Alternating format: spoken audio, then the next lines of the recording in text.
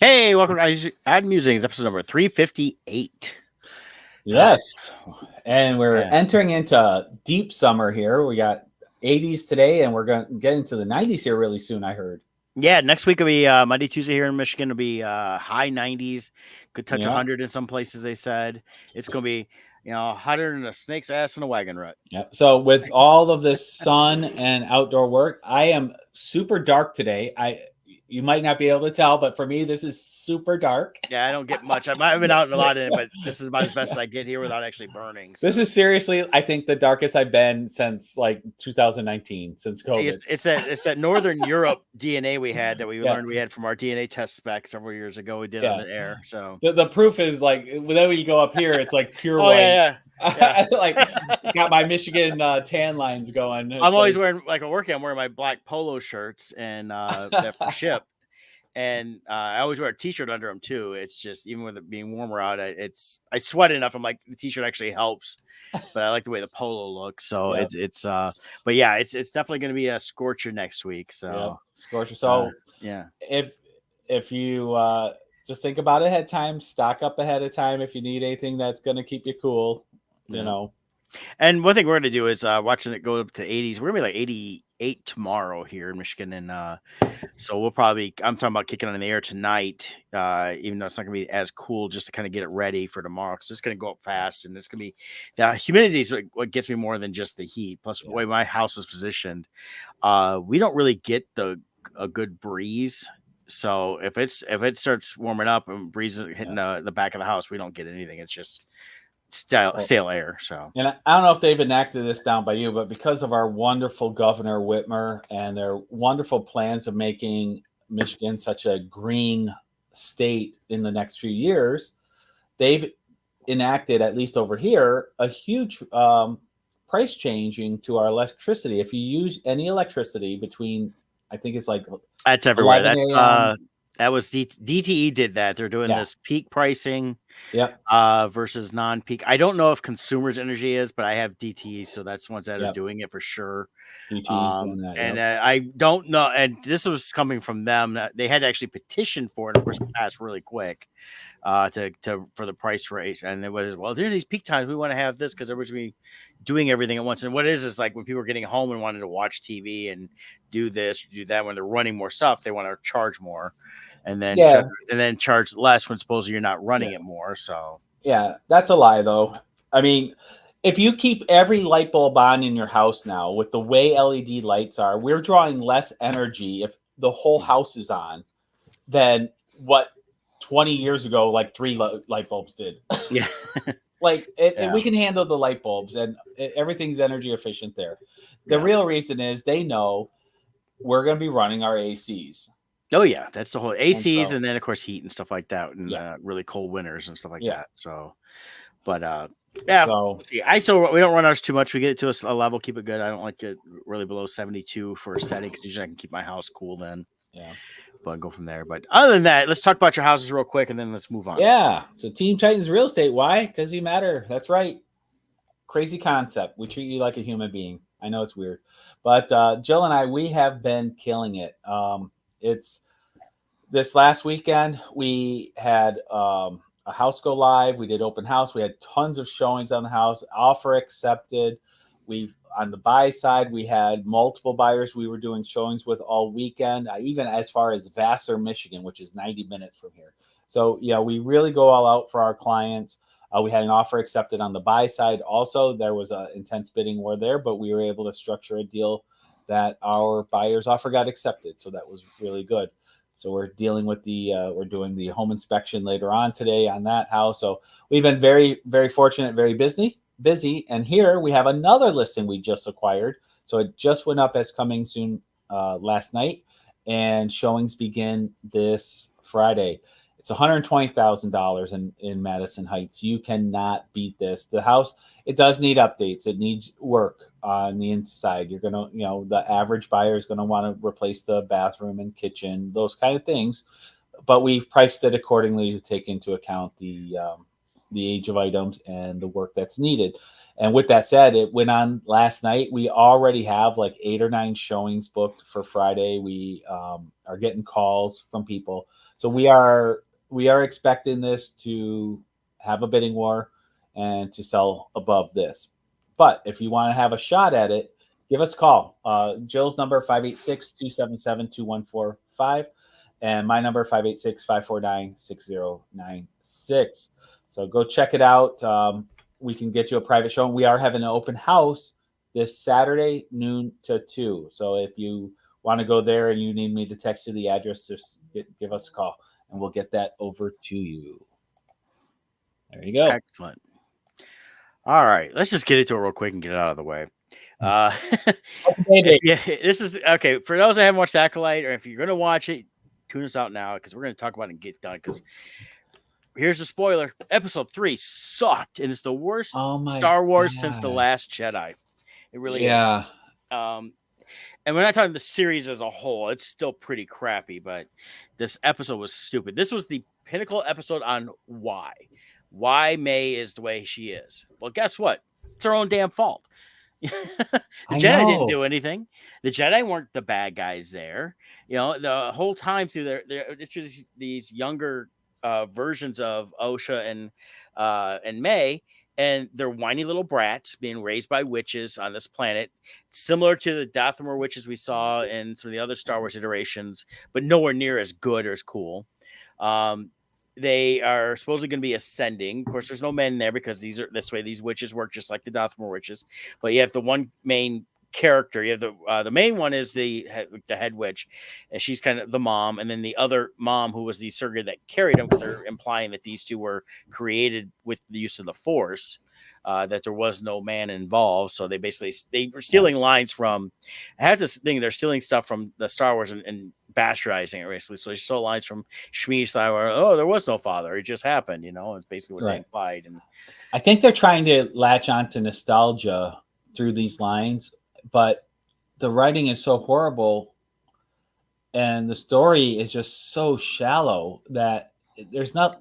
Yeah, okay, I see you wedged this in there, but it's not latching on because it's just so bland. Yeah, it's ridiculous. It's the story's stupid. I mean, we get to introduce the girls on the planet right away, just acting like little brats the whole time. Well, I want to talk about that really quick. What age do you think they're? Like 10? They look to be about 10 or 11. Right. They're acting like 5-year-olds. Yeah. Like it would make sense if they were 5 in the scene, but the way they were acting, I'm like, really? And the way they were raised, I mean, we see them like doing Force stuff all right from the beginning. And maybe they're trying to secretly acknowledge the importance of fatherhood, how they needed a man in their life to beat the crap out of them so they would behave better at the age of 10. Possibly. Maybe that's what they were trying to tell. I don't know. But I'm just saying, what am I watching? The whole time we're watching is you've got the one character, May, who's embraced the witch's side of stuff. And Osho kind of figure out she doesn't really want to do any of that stuff, but then she wants the Jedi show up, she wants to go with them. But the big thing is between the two is right away you have the one that is obviously trying to make bad, May, and the one trying to make good, Osho. So they're trying to do this whole split right away from the young age of light and dark, but they're which is good that they actually show, hey, from birth, this one was bad, this one was good. I get with that as long as they keep them that way through death. It's because that's not. But even their definition of why one was good and bad wasn't even a good. No, there wasn't any good. They live on this planet that is believed to be uninhabited, so there's no civilizations on here, and it's like you strayed out of the camp and it's so dangerous, and then you find out the big danger is there's some poisonous trees, and they already know, just don't eat it. Then what's the big threat? There's no monsters. They don't like. So far, the wildlife seems tame. Yeah. So it's like, what's the big threat that they can't go outside for? Well, and that's the whole thing. It's like everything they did was ridiculous on story level wise. When the Jedi show up, they showed up because they sensed basically, and there's part of the Republic law, which was like, hey, we're not part of the Republic. You have no law here, which would make sense. I mean, if they're not part of the Republic, Republic can't come in and try to take them without basically being an invasion at that point. But also the age of the girls. It goes against everything we've seen in other Star Wars that, when we learn about them identifying Padawans or younglings, Yeah. they always do it when they're younger. They showed that in It- the animated Tales of the Jedi with Ahsoka. They showed that in several other things. And it was mentioned during episode 1 that they didn't want to train Anakin because of his age. He was too old. And he was like 7 or 8 at that point. yeah. And Like it made no sense that the Jedi, like, how did they know these girls were born? Like, or there. Like, to me, what they should have done, if you really want to make this strong, the origin story should have been 2 episodes. Episode 1 should have been the creation of them through the Force. It would have been very cool. Now, if you go into Star Wars Legends or Expanded Universe, Darth Plagueis manipulated the Force to create Anakin. He had a purpose for doing so. He was trying to create the ultimate apprentice and ultimate Sith Lord for down the road, and he wanted to create a child who would be born into slavery. So the lifestyle of slavery would instill a hatred into him. So there was a plan behind there. So I think it's neat that they were utilizing this. Now there was all this talk of this is a lesbian episode. It was lesbians giving birth, and it's going to be the most controversial yet. There was nothing controversial about this episode. This is hype they were putting out there. Nothing controversial. We know about life being able to be created through the Force. I think they had an opportunity here to really expand on that. Well, and even in real world situations, we know about artificial insemination and things like that. So this whole thing that they're trying to shock us, basically, it's like this: they're trying to shock people like Scott and I, which is the over 40 white males who have loved Star Wars their whole life. And they want to completely shock us into hating it now. Yeah, but it's sci-fi. We can accept things like this. It's an all-female culture. That's fine. But had they shown the creation process through the Force, and maybe it's such a misuse of the Force, let's say, or something like that, where it created this powerful disturbance, and then you see the Jedi Council like something has happened. Like we need to investigate. Something is going on that's not right, or whatever. And then it would explain why the Jedi are out. But it's like, oh, we just were passing by this uninhabited planet, and we noticed you have children. Like what? Like, well, really? Yeah. And then of course, what we learned for the first 2 episodes is May's trying to kill these Jedi for what they did. They did nothing but show up. They did nothing. Yeah. And right away it was like, as they said in the episode, I'm reading from this Forbes article. I want to make sure I credit this to. It's under Forbes.com. Eric Kane, ErikKain. A lot of what he put in here is exactly what I thought. So I'm going to use his notes here, basically in this article, to reference it. So if he ever finds out, man, don't get mad, dude. I'm giving you some free publicity here. Yes, it's just out there to the public to read anyway. So, but it's like the whole time. It's like there's actually an exchange between May and Osha. The Jedi are bad, May. The Jedi are good, Osha. Why? The witches talked about it. So is that the review you're reading from Forbes? Yep. Okay, that's it. Just pop it up. So, but I'm not going to read the article. I'm just kind of referencing to. I'm just leaving it up for. But it's like the Night Sisters. That was the other witches that we've seen, way better than these. These ones here. They had this chant too, which is hilarious. It's like they're basically at the end. Both the girls are supposed to ascend. No idea what any of that means. They don't explain any of that. I understand. I figure it's got to be something like that's their next step in terms of maturity, almost like a bat mitzvah or something like that. For me, what I took it as is the writer, being female, was in Brownies when they were young, and they have a crossing the bridge episode ceremony when you are done with Brownies. I think that's what this was. They're Brownies crossing the bridge. Yeah, but they have this whole fight. Everything is this whole fight between the 2 girls. The one, May, is wanting to kill her own sister, which she tries to do by burning the book and locking her in a cage or in a cell, basically. And then the entire place goes up. Everybody's dead except for the Jedis, and then May and Osha. And it's important to point out a structure that is, as far as we can tell, 100% stone and metal, completely engulfs in flame. Like what? And in minutes, it's fully engulfed. And then the structure is just collapsing and rocks fall in. And it's like, wait, there's no explosions happening. What? Yeah, Why it makes is no sense. And then, like I said, when they run by all the bodies, you got Saul and Osha running by the bodies because Saul's like, "Come with me, I have to right, train you." Which none of his reasoning wanting to train her makes any sense. They really set up, this? no Yeah. real premise why he wants to train her so bad. This is an action series written by somebody who never played with firecrackers or got played in the woods. They have no real world experience of anything. So this is like, yeah, it just all of a sudden burned down. Oh, Yeah, I was okay. looking for. I thought it was in this article here. What they call the Force. They call it something else. The thread. The thread. That's right. Yes, They there it call is. it Yeah, the the thread. thread. And of course, and that's fine. I could see non Jedi's calling the Force something else. They're still referencing Yeah. the Force. Well, even You like know. in something like Walking Dead, Yeah. all the different camps call zombies something different. You got walkers and whatever else they call it. They all have different terms. So I had no problem with that part either. No, yeah, Um, it was fine. I just and it corrects me up that it's like all the stuff they're doing. It's like none of it makes any sense for story though, because right. the basic premise of this whole episode is trying to say that to show that the Jedi are bad, which is what I think they were really trying to go with, that it was the Jedi's Yeah. fault.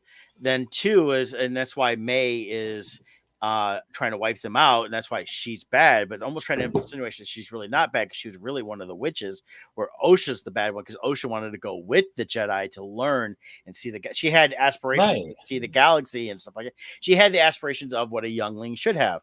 I want to get out there and see the galaxy and do something, and And even like the queen mother or whatever you call her in this, you know, the woman in the center of the picture there, like then once Osha declared she wants to do that, then she supported it. She's like, well, you got to do what you got to do. And if this is what you want. So, yeah, like, I found it weird. She went from you have to lie no matter what to suddenly flipping to, okay, we got to accept it and you're good. It's yeah. like, it just was Again, horrible writing. bad writing, bad storytelling. A lot of it feels like, and I read the article that Kathleen Kennedy read the original scripts from the person, the showrunner, or I don't know if it's full scripts, or may have been just outlines. Yeah. And, they said, oh, well, this is good. Now go back and add in all your stuff from your other movies that you've done that have Yeah. nothing to do with Star Wars. Yeah. That they rewrote everything like, okay, well, we got to add in all this crazy stuff in that have nothing to do with Star Wars to make it seem Star Warsy. Actually, what it felt like is that you mentioned she probably saw an outline instead of a full script. I feel like she saw an outline and they kept the script as an outline instead of Yeah. fleshing it out. It's just because I feel like that's what they're doing. It's just like, okay, here's all the bullet points we have to hit, and they're not filling in. They're doing a Zack Snyder movie. They're doing the bullet points, but they're doing no content to make it connect and feel emotional or strong. Yeah. There are a lot of elements to this series that if you turned over this outline of this whole series over to like Kasdan, I bet this would have turned out great. It has great elements. I'm not upset that they're using a convergence in the Force to create these twins. I'm not upset at any of like. There's so much potential here. There really is, but it's just they gave it to an amateur to write. That's what they did. Well, and that's the whole thing is, well, and then you got Kathleen Kennedy's got her direct influence into this, which is she has shown through the sequel movie, especially The Last Jedi, specifically that she doesn't want good story. She's trying to destroy Star Wars that George built, that gave her a career, Right. that literally put tens of millions of dollars in her pocket, tons of money. She's made a ton of money over these last almost 4 decades. Oh yeah, doing this as a producer on all these movies, but now she wants to change everything about it. It's like, wait a minute, you're now taking away good storytelling for your agenda, which is what this is, and you're not having anything good stories. I was watching this thing, I was like, oh my god, it's like I told Scott, and we can get close to ending this so we can stop talking about it, but I'll watch it. It's not must-see TV every week for me. I'm going to try to watch it when I get a chance, but I will not rewatch any episodes. Where when the other ones like Andor or Mandalorian, Boba Fett, all those series that have come before this for Star Wars, I'd watch them 2, sometimes 3 times. Yeah, for me, I am done. Only because online it's filled with people already, like because they're using the opening numbers to show, see, this is actually the most popular Star Wars ever. And I just can't allow my viewership time to be counted towards this is Star Wars. This is what we need. Yeah. and proof of it. And now online too, the defenders are like, well, Filoni and Favreau wouldn't have approved this. First of all, Filoni, this was already written before Filoni became creative director. Correct. So Filoni does not have any input on this at This was all. this was in the can, done Done. when they announced Filoni was creative Yes. director. I think Kennedy is kind of the financial side of things right now, Right. but the going forward, and that's why we're not really seeing a lot of reveals of what's coming next, because it has to flow through Filoni. She can't greenlight anything without him, even though she's been Right. trying to with that new Ray movie. It's still not technically greenlit. They may be working on it, but it's not an official greenlit movie And Daisy in Ridley production. still hasn't seen a script. And that's how you know it's They not been keep greenlit. saying it's coming soon, but this is a Kathleen Kennedy project. It's focused on the High Republic, which is also a Kathleen Kennedy. There's a civil war going on in Lucasfilm. I don't think it's a hatred war, but a war for the future vision of Star Wars. Yeah. You have the Filoni verse, Mandalorian verse, whatever you want to call it, that is doing one thing, and then you have the Kennedy version, which is The Acolyte is one of them, the High Republic, The Last Jedi, Rise of Skywalker. These are all Kathleen Kennedy vision. And what does she say? The Force is female. I think this origin story of these twins is like her. This is her envisioning of her statement of the Force is female. Yes. That's what she's trying to do. And so instead of telling a good story that this could have been an awesome story, she's pushing this whole thing just to make it happen. And it sucks. Yeah, it's It agenda absolutely based, not sucks. story based, and that's where the problem is. And this is the thing here. I'm gonna share this. This is the ratings on IMDb right now. Now I look at it, the 10, the people that gave it tens. If you look at it, it's ridiculous. It's like 9.5%. They're trying to say that people are intentionally trying to trash it, Right. so they're giving low rating. No, if there's anybody that gave it above a 5, I would say, most of them are not really concerned with story. The ones that gave 9s and 10s, I would say, are primarily people that was like, well, we have to give it a high rating because, Right. we're supporting the agenda. Where if you look at the amount of ones, I'm sorry, that's a lot. This is not you can't say that, oh, this is people going intentionally giving one. It's a lot of ones because it sucks. All the reviews I've seen, anybody that gives it a positive review has zero things to really say about it. All they can say is, I just really enjoy it. I really like it. I think it's just really good. It's good to see this. It's good to see that. Nothing about the story. It's just all this agenda driven quotes. And that's what I'm seeing out there, where people are saying, hey, it's like the article we mentioned that we shared with Forbes. If you go through and read that article, it explains all this stuff through it. That's a good explanation of why this sucks. And they just dismiss it and say, see, you're just a hater. It's like, wait, there's detailed reasons where this isn't just, oh, I hate it. No, but I'm sorry, when the creator of this series is out there making statements like R2D2 is actually a lesbian. R2D2 is a droid. R2D2 is it. It's not male or female. So stop. R2D2 is not a lesbian. There is no reason to assign sexuality to R2 or 3PO. Well, it made no sense to do that when I heard about that either. And it's like, going, wait a minute. If you're going to say if C3PO was anything voiced by Anthony Daniels, you could say, okay, then is gay. Not a lesbian, is a male gay character. But they want to switch it to make it female. So there's a lesbian. It's like, no. But even in the Star Wars Episode 1, you had TC-14. Same exact body type, but it had a female voice because it's a robot. You can assign it. It's just like your GPS. You can assign it different voices. It's like a robot. Your Amazon devices and stuff like that. Your Amazon. It doesn't make it male or female. It's an it. Yes.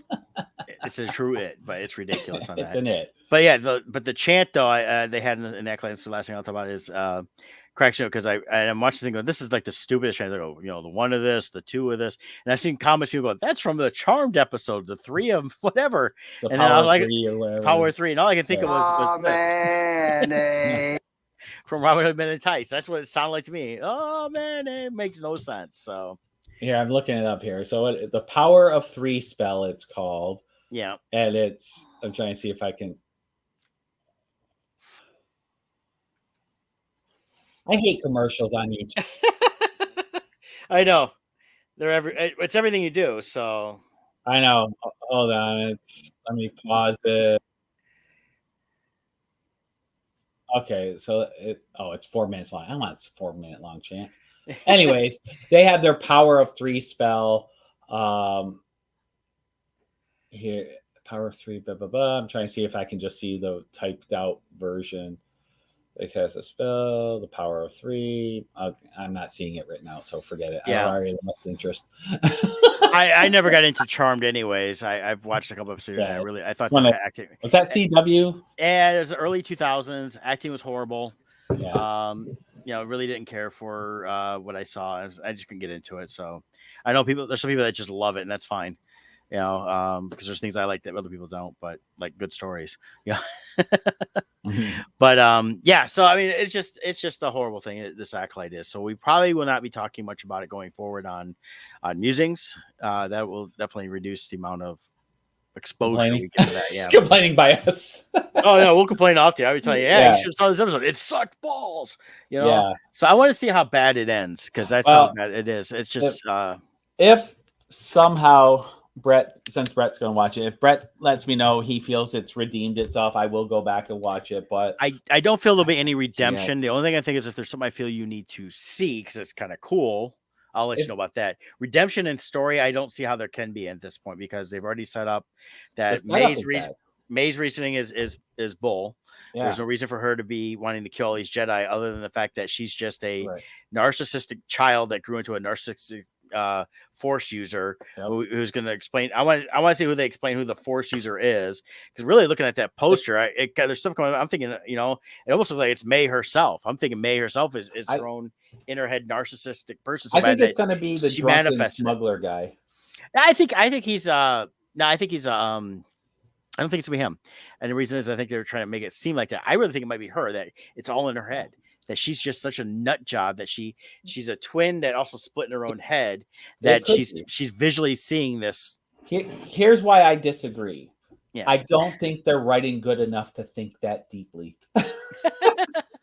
I don't think they have the brain capacity to think that deeply. I think that would be the better outcome. I think it's going to be the lame, because I don't think they know how to do subtle. And with him, all of a sudden he knows the motivation of this Jedi and what to do, and then him stopping her from attacking him out of the blue. Like it's like, yeah, I think they're showing their hand too much. Yeah. Well, and that's the thing here is I was looking over here at the poster here. This one made me think. If you look here, the stuff coming back here, I'm going, okay, is that that's more? the helmet. Yeah, is that just the helmet, or I was thinking, That or is looks it like the these, helmet or is to it me. more of these braids?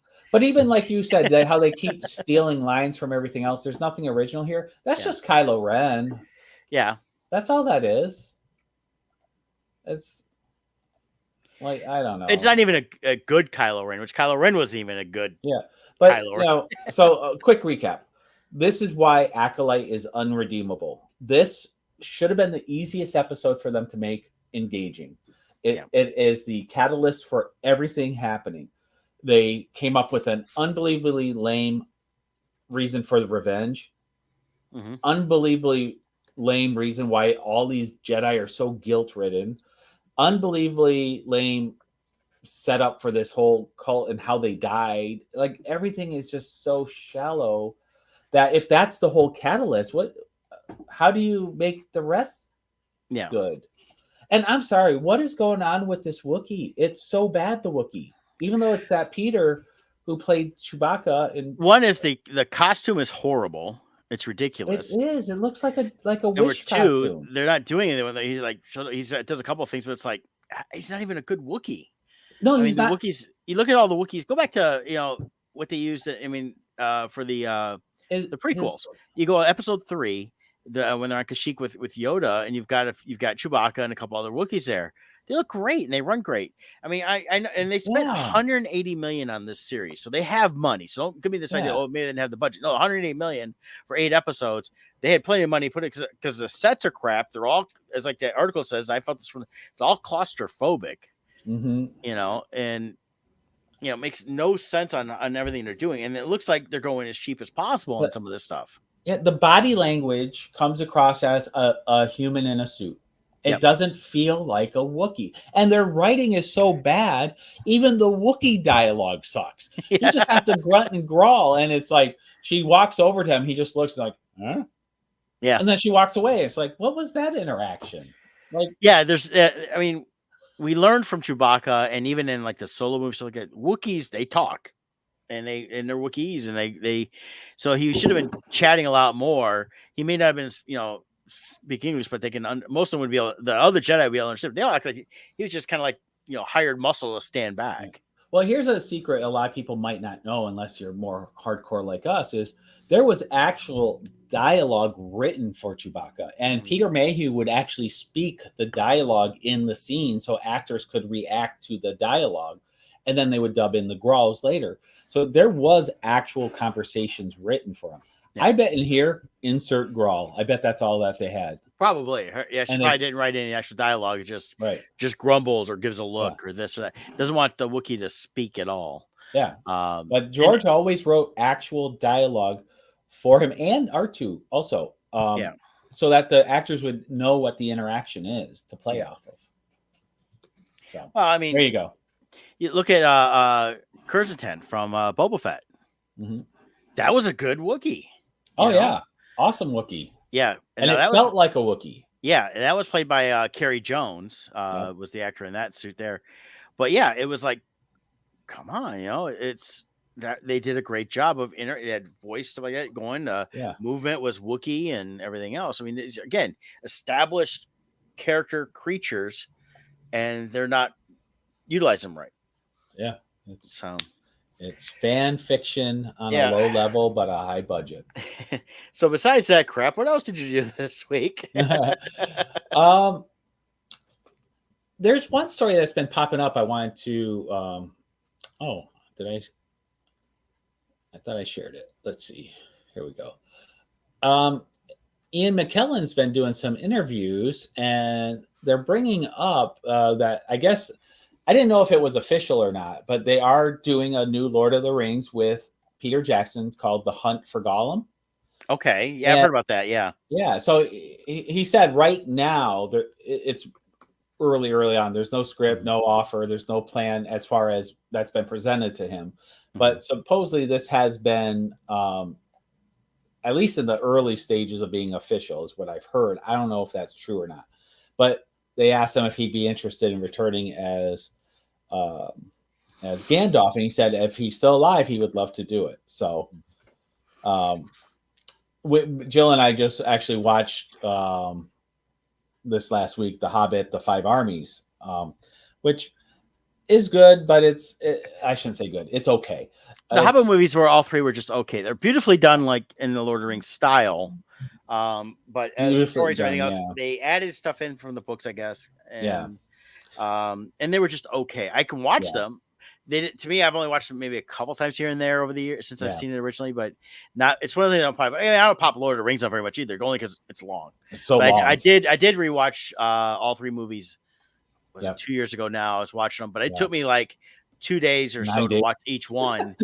It takes 2 days just to watch the ending because of how long the ending is. Well, no, I was watching because I was watching the extended editions. I was watching 2 hours at a time. Oh yeah. So for the three movies, I mean that's 12 hours. 9 hours. Yeah, 12 hours. So because they're like 4 hours each. So I was doing about 2 hours each time to watch that, and I went through Return of the King and all that. And I was listening to it's one of the things I was watching more at night after work and stuff like that because I wanted something to watch. So I would stop it when I felt like, okay, I'm gonna fall asleep. I don't want to have to remember where I was, so I just stop it. But I read something online, and again, a Variety article, so it is legitimate in terms of it's coming out. It's not just a fan thing. 2026. Now, the interesting thing is it's gonna, Andy Serkis, who played Gollum, he's also directing the film. It's gonna be produced by Jackson, but Andy Serkis is gonna direct it. Oh, okay, that's cool. And that's what it says here. So that's interesting on that. So, meanwhile, they have. I'm sorry. Go ahead. Interrupted. Go ahead. Meanwhile, the whole season 2 of The Power of the Ring, I can't watch that one. I dropped out of the first season. I didn't even get through the first season. I watched the first few episodes. Like, this is garbage. It's bad writing. There's so much stuff they can't do that they have to circumvent around so much of the Lord of the Rings stories, the original stories, that it's like this isn't worth my time, because Yeah. they have to create new lore that's not going to fit into anything because of what it is. It was I think a stupid thing uh, for Amazon to do, is to try to create this, Lord of the Rings. They said it's a Lord of the Rings series, and then we see it's like, no, this ain't Lord of the Rings. It's just set in that kind of universe, and this is what we Yeah. can do, and we can't touch any of this other stuff that actually would have real meaning. Yeah. Well, like, and the main, oh God, I'm blanking on Galadriel. Mhm. What's the name of the Kate Blanchett plays in Yeah, I know the what you're talking original about. movie? But that character, it does not feel like this is the same character in this series as her character. We, like I said, we watched Battle of the Five Armies. We rewatch the Lord of the Rings quite a bit in single episodes. The first Hobbit movie we watched, we will rewatch that, Hmm. but the second and third, not so much. But It's because they took a story that wasn't as long as the Lord of the right, and Rings, then they and put they expanded over 3 films. That was a money grab. that was a money It grab, and really it was. hurt it. Yeah. So, anyways, it doesn't feel right, and I, all the comments I always see online from people, they match pretty much what we are. A lot of people are like, I stopped after season one or halfway through season one, and a lot of people are posting they don't plan on watching season two. Yeah, it's gonna. I think it'll be done after this season. I won't be able to renew it because the cost. They spent like $500 million on that one. And it was nicely filmed, Oh but yeah, beautiful. story sucks. Now for this circus though movie he's doing, there is also a separate animated Middle Earth movie coming out. It says December 13th via Warner Brothers from director Kenji Kamiyama. It's called The Lord of the Rings: The War of Rohirrim. I think it's Rohirrim. It's set 200 years before the events of The Hobbit, so I don't think it's not going to be this is not going to be tied into the Hunt for Gollum, um, but yeah, so it's gonna be interesting to see what they do with this Hunt for Gollum. I hope it's good. I think it's gonna be. I don't know if they ever explained. I don't remember in the books. And it's been like a decade since I've read them, that they ever explained who Gollum really was. He was just kind of there. I think they're gonna go and create something around that, and hopefully they're working with Tolkien's estate. Because I believe his son and even grandson have worked on the novels based on all his original notes and that. So maybe they're working with him to create this new story behind Gollum, because everybody likes Gollum. They like him as a character. They want, and people always said, "Oh, I wish I knew more about his backstory." And there's always speculated, "Well, he was a hobbit that got, you know, turned, or was he something else?" But so interesting Well, to and they see. did show that in the flashback sequence in the movies too. You do see that, which is Yeah. nice. So they get a little more on where he comes from and who he really was and things like that, and how he eventually became just a Gollum and didn't have any other identity. So Hmm. so that'll be interesting on that. So, but I did see that. I saw that article. That was cool. And I did watch something I did enjoy. It wraps everything up, and I knew it would. So it's a little. I thought they dragged out some stuff. It felt like, but they got to the point and got it done. But the final season for Sweet Tooth came out last week Nice. on Netflix. I'm not gonna get too much into that for those who want to see this. The story gets wrapped up, so it definitely has a final ending, just like the comic series. Comic series ran 40 issues. It was the original series, and that wrapped up that story well. And this does that too on here. So it really feels like they almost shot all 3 seasons together, because the kid looks like he hardly ever ages Yeah, through the whole the thing. kid's not aging. So unless it's So something like Emmanuel Lewis or something, whatever that condition is, where you look young forever. oh, yeah, well he doesn't now, but yeah, but yeah, it feels like they really shot a lot of it together. So, um, but it was I thought it was good. So, of course, I'm looking up something here. It says it was shot in 2020 down there in New Zealand. So, um, because New Zealand's got so much of the land that looks a lot like part of the Western United States and all that. So they were able to utilize a lot of different things there. So, Well, if I remember correct, too, the cool thing about New Zealand for movies is I mhm. believe every ecosystem is in New Zealand, so you Yeah, don't have to travel far if you want mountains or yeah, it's plains or snow or desert. sun. Yeah, it's Yeah. got everything. So yeah, and that's the thing. And I'm looking up here real quick, and it looks like they did kind of fill season 2 and 3 together, Did they? Yeah. knowing that it was going to be just a 3 season story. Yeah. Um, so I liked it. It was fun. It was a good watch. We do get to see the older version of Sweet Tooth. That's the only spoiler I'll give. Which I knew that was going to happen based on knowing what the comic series had. Even though I didn't read the comics, I remember seeing it. Um, so yeah, if you haven't watched Sweet Tooth at all, start with season 1 and go through it. It's a interesting take on a post-apocalyptic world where humans are always bad. Of course. Yep. And other than that, that's kind of what I watched this week. I did watch a lot of baseball. I've been just it's tis the season to pop on some baseball and catch up with different teams. Watch a lot of the Cubs lately, so Yeah. like the Cubs, like the Phillies. Phillies watched a little bit of them last night too. I did watch. I picked it up because I've been wanting to see it. I did watch the Godzilla Kong movie, New Empire. Oh, so what were your thoughts? I liked it. It's fun. It Okay. was it's exactly what you want from these type of movies they're doing. I want with the Godzilla -1. I want that kind of story too. This one here, it continues the story from the last one. So you have the same girl that's from the island, from Skull Island, that can communicate with Kong, and then the woman that adopts her, that's part of the Monarch. They've gone a few years ahead on this here. Kong is of course roaming Hollow Earth, and he's looking for his own people, stuff like that. And you see from the beginning, it's a lot of it's a lot of animated stuff, of course, because of course it's the realistic looking animation stuff to do it with Kong and all the creatures and things like that. So you get how he's living in this ecosystem. Then they set up the story, and they kind of get right to it. And they're dealing with what Godzilla's doing and what's causing some of the stuff going on. How she's in tune with the girls in tune with different things. It was neat. I like the interaction between the bad ape Scar, which I thought was funny. They call him Scar because all I could think of was the Lion King. They should have gave him a different name. But I liked the way they designed those apes versus Kong, how different they looked. And the Godzilla, what he was doing. We saw a few other Titans that we hadn't seen yet. Things like that. Mothra's a part of it for the story and everything else. So it was fun. I recommend it it's a good popcorn type movie. You just pop it on. You're not going to get no deep story. You got the same guy that was doing the podcast stuff in the last one to this one. So he's helping progress the story a little bit with his commentary here and there. We got a new guy who's basically he's Kong's dentist is the best way to put it because he has to change out a tooth from Kong.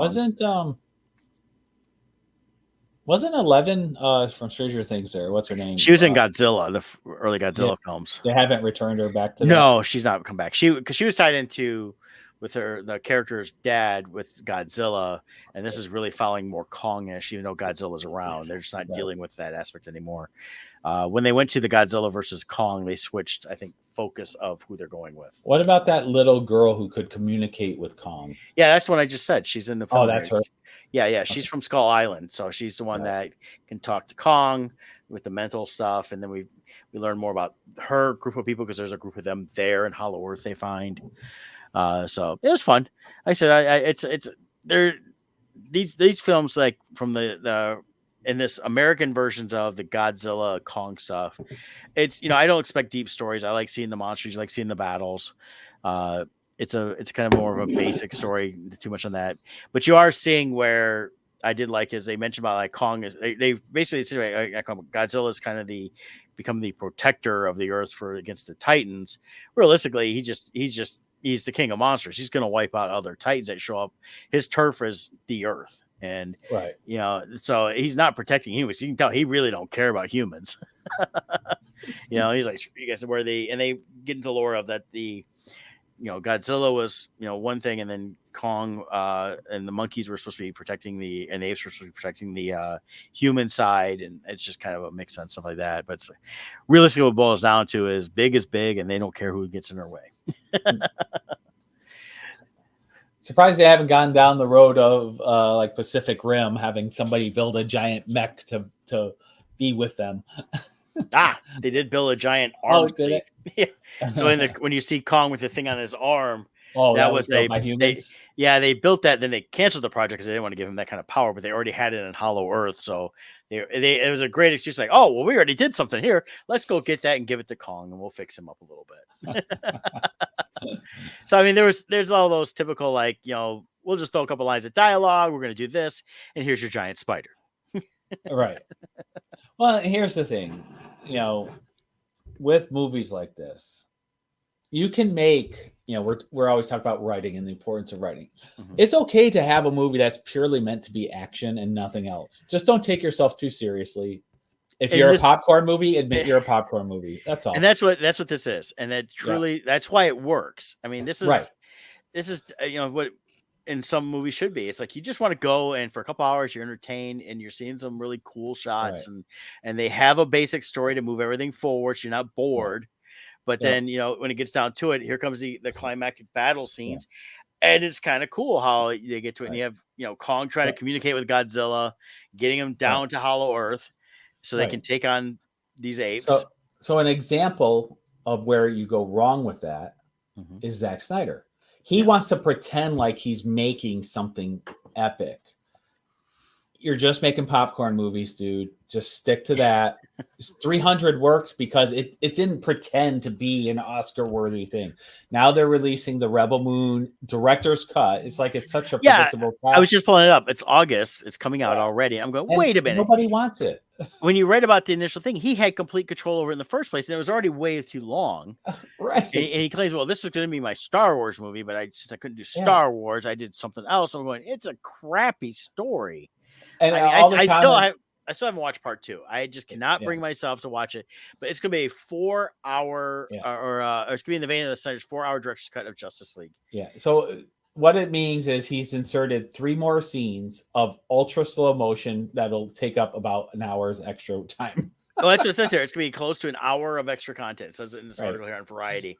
And it's like, really? It's like, come on, man. Your story sucked.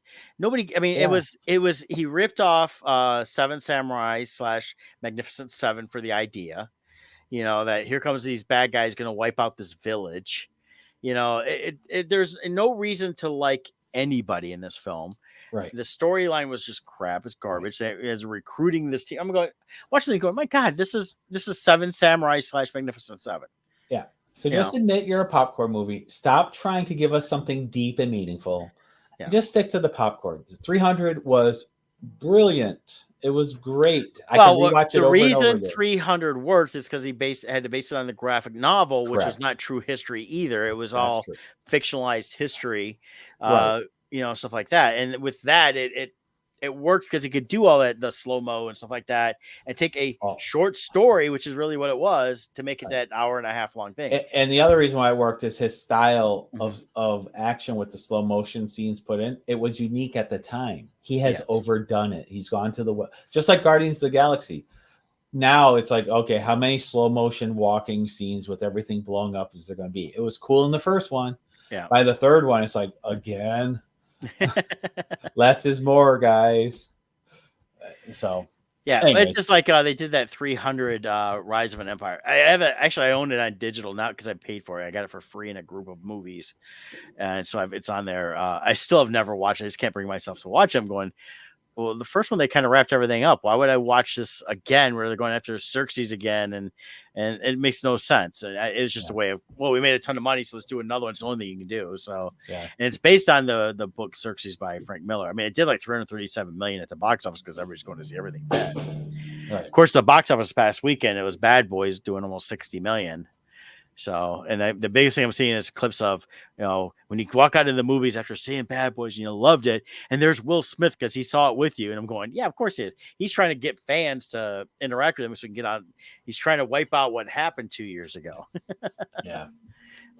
I'm like, yeah, no. I'd be walking up, all right, bitch slap me. Be like Ready to Rumble. Do you remember that movie about the wrestling?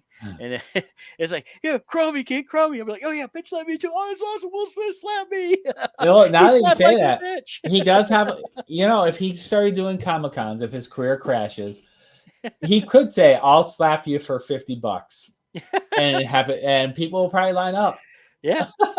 I think, well, he should just set up the entire shot. It doesn't actually hit people if he doesn't really want to, but every shot should look like that Batman and Robin where Batman Yeah, slapped Robin. And that's the slap you get. You get Will Smith, and then your face is like, oh. yeah. You just stand. That'd be kind of funny on that. Of course, this week we get 3 episodes. Yes. The Boys. I'm looking forward to this. This is not the final season. There's gonna be one more season after this, but this is supposed to set up everything for the final season. So yeah, my take on The Boys, I absolutely love it. I wish they toned down the raunchiness. I understand why they have it. The original comic is this way. But I truly think they take out the raunchiness. They truly have a strong story. They've set up this amazing world with superheroes that really, I think, is the most realistic take on if we had heroes in the real world. Commercial interests, government interests, all these things would collide.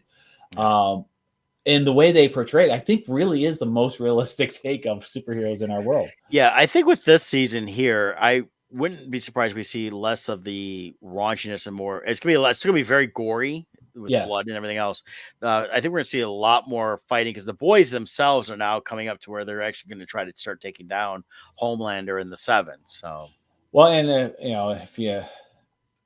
potential spoilers if you haven't watched previous seasons, but so Carl Urban's character, Butcher, it'll be interesting because he's been so anti-superhero. Now we know he took that the V stuff. Compound V, yeah.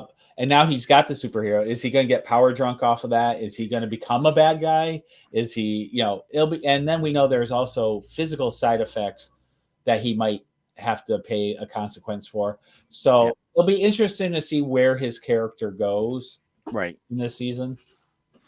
Yeah, that's what I'm curious to see on that too, because he was changing a lot towards the last half of the 3rd season. And everything else. Plus, we got Starlighter. She's changed a lot. In reality. Yep. So we'll see how that goes, with the characters there. I look forward to it. I can't wait to see it. We get 3 episodes right away to get us into the story, and then weekly for the next several weeks. And then as a reminder too, they are, I believe, the way, what was it called? Gen V University or whatever it's called, whatever it was called. But their ending looks like they're going to tie into this season somewhat. Yeah. And if I understand right, the end of this season will tie back into University V, or what was it called? Gen V? Gen V. Yep. Gen V. And then, so I think they're going to do a ping pong with. There is a season 2. It's already supposedly they started filming that already. So for Gen V, it'd be interesting what they do because the one character I believe that was still going to carry on, he passed away unexpectedly. Chance Perdomo. And they said they are not going to recast him. So I think they're going to write something into that. So yeah. So that'd be interesting to see on that. And I like how they did it because the Gen V fit perfectly into the Boys universe without trying to recreate the Boys. It told a little bit of like, here's what's going on behind the scenes and why, and also building on everything we learned through Starlighter and her past and the Compound V stuff and why people were giving it to their kids. I do find Homelander to be such an interesting character, though, because he is purely evil. He truly is. There is no redeeming him. But there's something about the way Anthony Starr plays him that you like the guy, even though he needs to be killed and wiped out. There's no redemption for this guy. But at the same time, you're cheering for him. The way they've created this character is quite amazing to me. Yeah, and that's the thing with him is he plays it so well.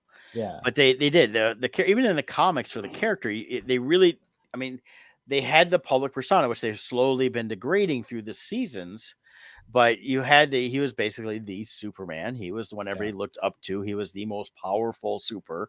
And then you start realizing even that first season, how flawed he is and how messed up in the head he is. And that comes from his upbringing. Well, and I think that's where the key is to how Anthony Starr plays him is he's such this diabolical, horrible person on the exterior. But then when they have those moments where they reveal the inside, you see how broken he is.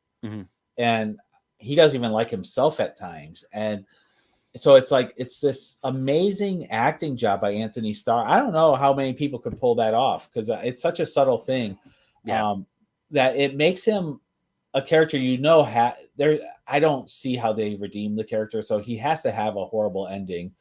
But we'll see. We'll see where it goes. Yeah, and I know that I didn't read the final stuff of the boys' comics. I'd read through quite a few issues and had stopped for a little while, Yeah. and I never picked it back up. But I know they had a separate Homelander line of series of comics, dealt with different stuff there. So I'm curious to see this. I'm not going to go back and try to find anything on this. I want to see how it reveals through the series now, and not what they say the comics. I'll do that after the fact. I did that with Sweet Tooth to find out how it ended after the fact, and it pretty much ended the same way. There was a few differences, but for the most part, it was the same way. Refresh my memory. The guy from Supernatural, Jensen Ackles, he died. He did die. That's right. And we saw in Gen V was after that, but it was all in the girl's head. Right. That's right. So he did die. Yeah. Okay. Yeah, he was a one and done. I really liked his character too. Yeah, that was something. I mean, I think I wouldn't be surprised if they say, "Hey, we can go do a one season with him back." Yeah, a flashback or something like they wanted to. If Jensen wants to, he may not. I mean, he did pop up on that series Tracker this year, playing the older brother of the main character, who was from that This Is Us, who played the actor in This Is Us. I don't know what Jensen Ackles has got going on, but I like him as an actor. I mean, he's great on, of course, Supernatural. So we're interested to see what he's got coming up next. And I think I've seen something like This Is Collider, but I think that they've implied there might be more Supernatural coming back. Well, I know the Winchesters failed. I think I didn't even watch it. The problem with the Winchesters was it was all backstory that we kind of got a lot of it through the series here and there. And I personally they never really. I think they didn't advertise knowing that they weren't going to keep it going. Plus, it was CW. Here it is. Jason Ackles and Jared Padalecki, yep. Padalecki was asked a question at a convention about what happened after Sam and Dean's reunion in heaven. And Padalecki revealed that we are discussing more supernatural adventures. We have ideas, and we're hoping now that the writers are back and the actors are back that we can get together. So stay tuned. Well, and it's also the fact that his Walker show was canceled. Yeah, which he's like, I need more money. I couldn't get into Walker. I didn't like the direction they were taking the character. I didn't like the original Walker Texas Ranger. It was a fun 80s/90s romp. This one here, I was like, okay, you can take it a little more serious. I didn't like the kids. And it's not the actors themselves. It truly was these characters. Again, it was all character development in that. So now there is a project that coming to Prime that's been greenlit called Countdown, starring Jensen Ackles, and it's a thriller drama series from one Chicago veteran, Derek Haas. It's got a streaming order of 13 episodes. So I'm not sure what it's going to be. They're not giving me too much details on that, but it's the first in an overall deal for Haas, who's writing and directing it. So, this is interesting. Oh, here we go. It's a murder mystery type thing. So, okay. They're saying they actually wanted Padalecki to also be on The Boys. Yeah. But his commitment to Walker prevented it. But now that Walker's canceled, they're hoping he can make it over into The Boys as a role also. I mean, season 5 or throw him in through Gen V. Yeah.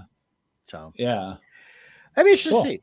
So so we'll talk a little Boys next week because it'll be out for almost a week, first 3 episodes. And when does it come out? Tomorrow. Drops in the morning. They're not doing that 9 p.m. late. It looks like 6 a.m. Eastern time it'll drop. So I'll have a couple days. This weekend I'll be able to watch it. Yeah, and then I should come on and do in living color and act like did you hate it or like it? Hated it. We'll see. I won't get too detailed on that. Yeah. 2 snaps up and a twist.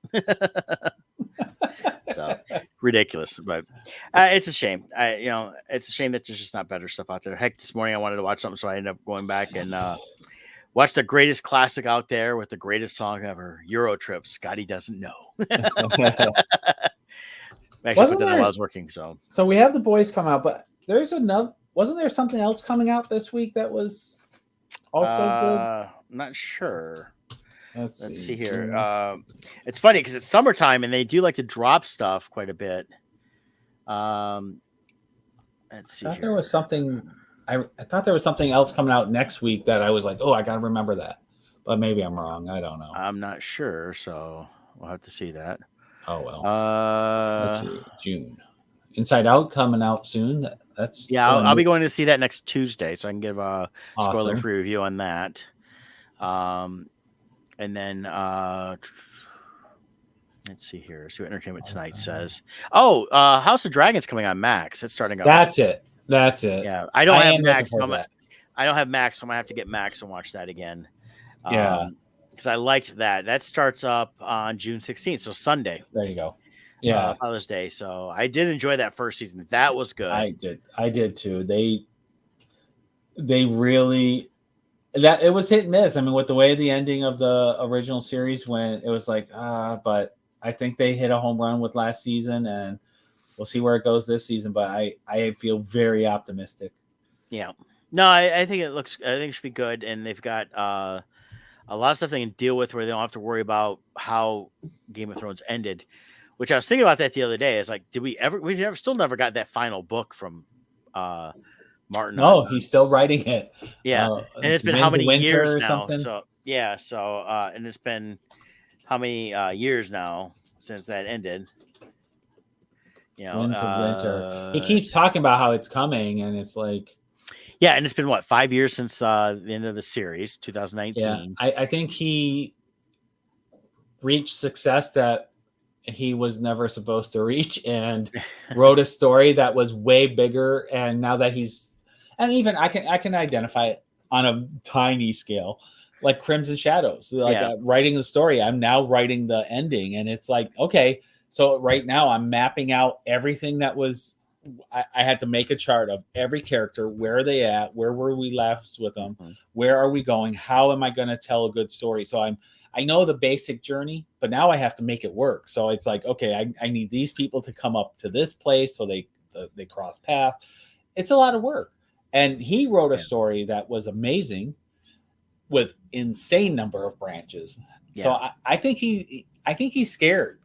That's what I think. Well, I think it pops up online when you Google it for the final book. It says that supposedly the last two books are going to be like 3,000 pages, so they're 1,500 pages a Yeah. book. That's a lot of story, and he's only 1,100 pages into it.